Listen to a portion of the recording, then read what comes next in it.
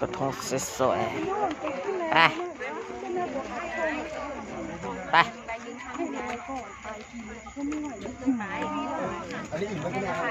ลอยกระทง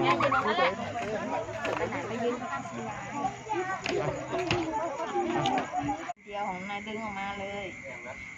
เทียนเอาดึงออกไม่ได้รอก่อน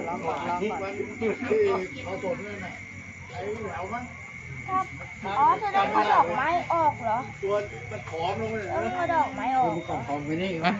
เอาจุดของน้องนายมีน้ำมีนวลแล้ว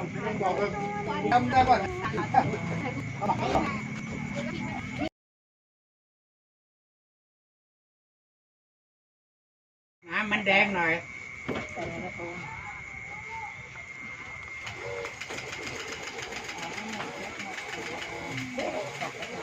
เอาแอบเลย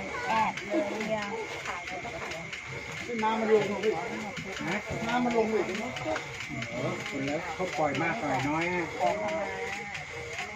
อธิษฐานก่อนอธิษฐาน